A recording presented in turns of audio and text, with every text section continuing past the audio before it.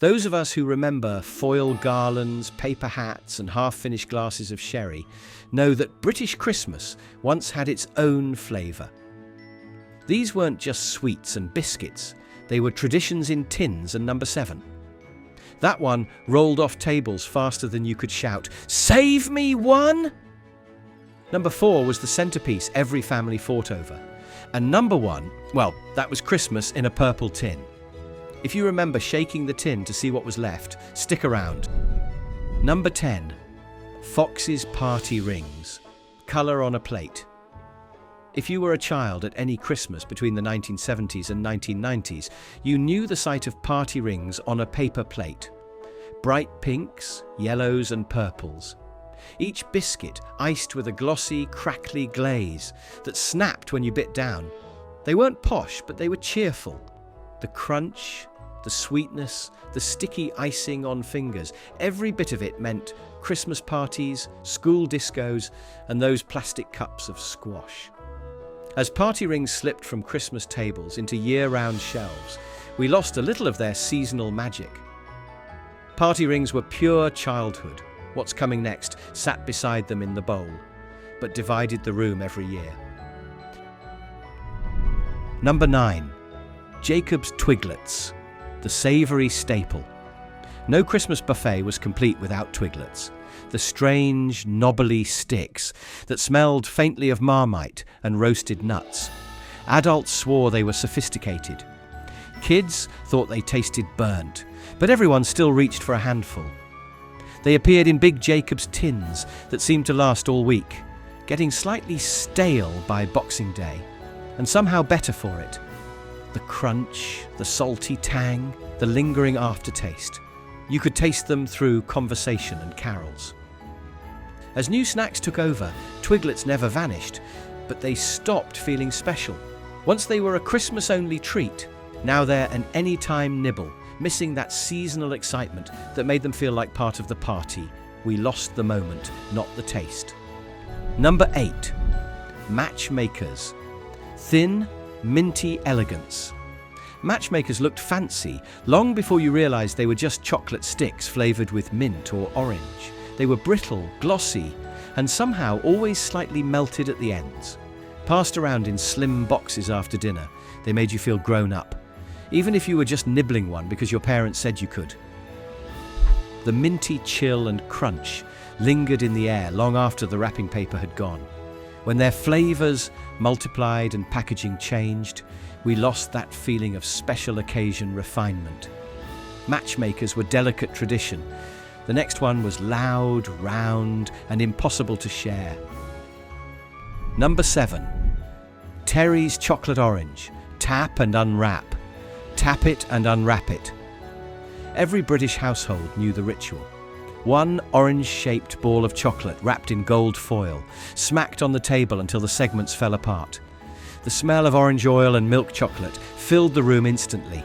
Some were melted slightly near the fire, others frozen solid in the shed until Christmas morning. It wasn't Christmas until someone failed to crack it properly. As it vanished from stockings for newer novelty sweets, we lost that small bit of ceremony that made chocolate feel magical. Terry's Orange brought the fun, but the next sweet ruled the living room with pure nostalgia. Number 6, Cadbury Roses, the Turkish delight piece. Roses tins meant family arguments and unspoken chocolate politics. Everyone had a favourite, but the Turkish delight, that one always divided opinion. Floral, chewy, dusted in sugar. The grown-up chocolate that kids left till last. Yet when it disappeared from the mix, people noticed. The tins themselves changed too.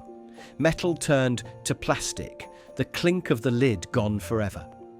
Passing the tin around after lunch, unwrapping another bright foil, was half the fun. As the mix evolved, we lost those small signals of togetherness.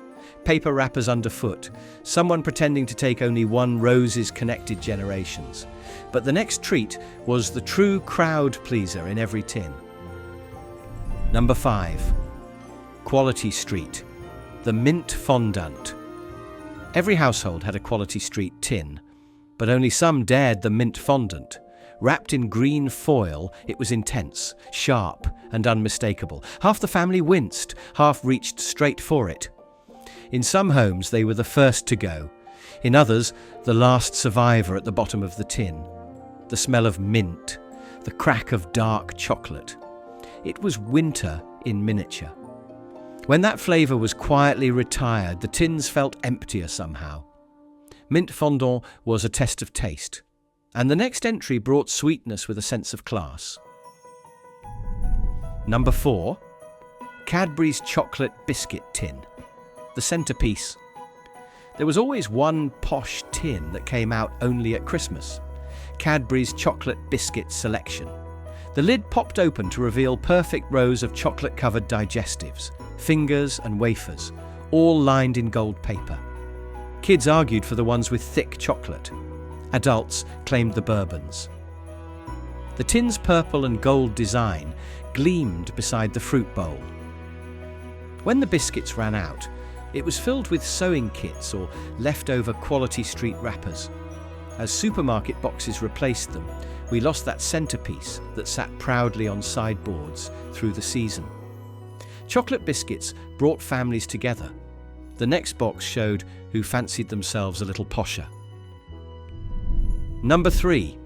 Terry's All Gold, the posh selection. If roses were family chocolates, All Gold was the upgrade. Sleek black box, gold lettering, and that sense you were opening something important. The assortment was smaller, richer, and far less shared. Parents guarded it, offering one polite piece to guests, often with the words, "Careful, that's the good one."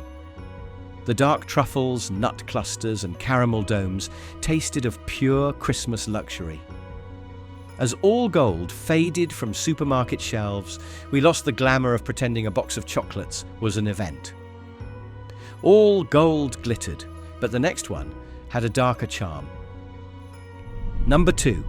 Roundtree's Black Magic, dark and mysterious. Black Magic wasn't about sweetness, it was about sophistication. Dark chocolate, coffee creams, and orange centres arranged in neat trays that felt almost formal. The box itself was sleek and serious, more after dinner than after lunch. For many, it was the first adult chocolate they ever tasted, bitter, perfumed, and a little intimidating. As milk chocolate took over the market, Black Magic slipped quietly away from everyday Christmas tables. We lost a flavour that reminded us of smoky parlours and evening dresses, even if all we had were slippers and a paper crown. Black Magic faded. But the next one was pure heartwarming nostalgia. Number 1. Cadbury's Milk Tray. The gesture that meant Christmas. There was always one purple box under the tree, Cadbury's Milk Tray. The slogan said it all because the lady loves. And suddenly a simple box of chocolates felt like a grand romantic gesture. Inside, the neat trays of caramels, truffles, and soft centres gleamed under the fairy lights. Families knew every flavour, but still lifted the lid as if it were a surprise. It wasn't just about eating them. It was the moment they appeared, the shared pause before choosing, and the familiar rustle as everyone searched for their favourite. When boxes turned smaller and the ads stopped airing, we lost that quiet bit of theatre that made Christmas feel grown up. Milk Tray wasn't just chocolate. It was a symbol of giving, of care, of Christmas itself. So that's 10 festive treats that made British Christmas special. They weren't just sweets, they were the season itself. Rustling wrappers, shining tins, and sticky fingers around the fire. If you remember saving your favourite chocolate till last, or shaking the tin hoping for one more, share this with someone who did the same. Because even as packaging changed and flavours faded, the memory of those Christmas boxes, that small moment of sharing and sweetness, still lives on.